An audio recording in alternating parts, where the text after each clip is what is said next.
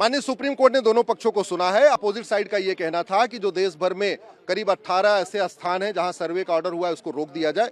हमने कहा है कि इसको रोकना नहीं चाहिए क्योंकि ये place of worship act religious character की बात करता है और रिलीजियस कैरेक्टर देख के पता नहीं चल सकता। जैसे मुझे कोई देख के नहीं बता सकता कि मैं वकील हूं कि डॉक्टर हूं कि इंजीनियर हूं, उसके लिए सर्वे करना पड़ेगा। मुझे कोई ये नहीं देख के बता सकता कि मैं हिंदू हूं कि जैन हूं कि बौद्ध हूं कि सिख हूं या ईसाई हूं, उसके लिए भी सर्वे करना पड़ेगा। वैसे ही कोई ढांचा देख के नहीं बता सकता कि वो मंदिर है कि मस्जिद है, इसके लिए सर्वे करना जरूरी है। दूसरा, हमने ये भी कहा है चूंकि जिन 18 स्थानों पे सर्वे का ऑर्डर हुआ है उसके पक्षकार सुप्रीम कोर्ट में नहीं आए हैं, इसलिए माननीय सुप्रीम कोर्ट को स्टे नहीं करना चाहिए। आदेश क्या आएगा उसकी प्रतीक्षा कर रहे हैं। आदेश अभी लिखा नहीं, चूंकि ओपन कोर्ट में कोई आदेश लिखा नहीं गया है, कोर्ट आदेश बाद में आएगा तो देखेंगे क्या आदेश आता है। हमारा ये कहना है बाबर, हुमायूं, तुगलक, गजनी, गोरी के इल्लीगल काम को लीगलाइज करने के लिए कानून नहीं बन सकता है। कोर्ट का दरवाजा बंद नहीं हो सकता है।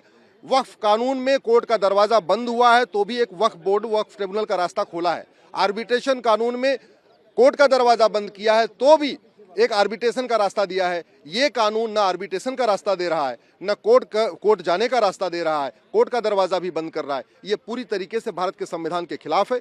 भारत एक संप्रभु राष्ट्र हो चुका है और संप्रभु राष्ट्र में बाबर, हुमायूं, तुगलक, गजनी, गोरी के इल्लीगल काम को लीगलाइज नहीं किया जा सकता।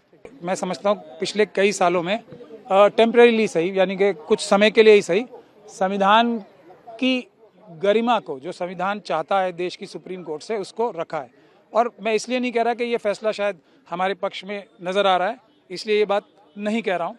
हमारे पक्ष में ये इसलिए नज़र आ रहा है कि गैरकानूनी तरीके से हर मस्जिद को, हज़ारों मस्जिदों को मंदिर बताने की कोशिश हो रही थी, तो इसलिए थोड़ा बहुत हमारे पक्ष में नज़र आ रहा है। लेकिन कोर्ट ने जो रीज़न दिया है इसका, वो ये दिया है कि जब एक किसी इशू के बारे में आप स्वयं ही चैलेंज कर रहे हो कि ये इशू जो है इस पे सुप्रीम कोर्ट डिसाइड करे, तो निचली अदालतें उस इशू पे कैसे डिसीजन कोई दे सकती हैं। तो इस वजह से जब तक सुप्रीम कोर्ट में ये डिसीजन नहीं होता, हमें नीचे के सारे काम, सर्वे का काम, जो इंटरिम ऑर्डर्स भी पास नहीं करेगा कोई, और नया कोई केस भी डाल नहीं पाएगा जब तक ये फैसला नहीं हो जाता। अब नया केस डालने से रोक के बारे में भी मेरे ख्याल से क्लैरिफिकेशन मुझे करना चाहिए, और वो क्लैरिफिकेशन ये है कि प्लेसेस ऑफ वर्शिप एक्ट ये मना ही करता है पूरी तरीके से कि कोई भी किसी केस में भी इन केसेस में अदालत में जा ही नहीं सकता, कोई कोर्ट ऑर्डर पास नहीं करेगा।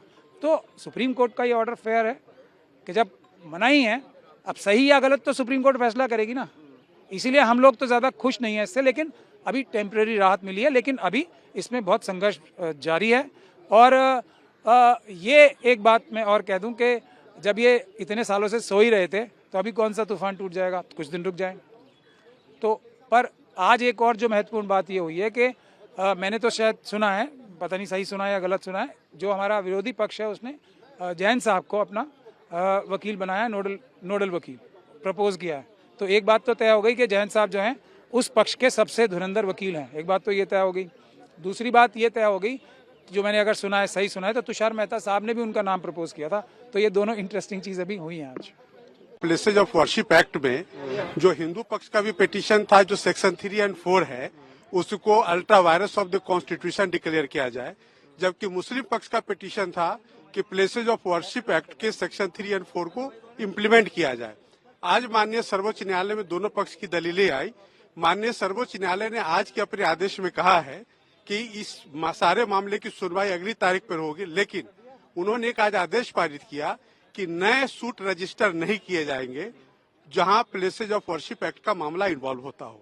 दूसरा, उन्होंने यह भी कहा कि जो सूट रजिस्टर हो गया है वो सूट तो चलेगी, लेकिन जब तक ये मामला सुप्रीम कोर्ट में पेंडिंग है, कोई इंटरिम ऑर्डर, कोई अदालत जहां ये सूट पेंडिंग है, जो मुस्लिम पक्ष ने कहा 18 सूट टोटल पेंडिंग है, उसमें कोई इंटरिम ऑर्डर पास नहीं किया जाएगा जब तक section places of worship act का मामला इस कोर्ट में विचाराधीन है।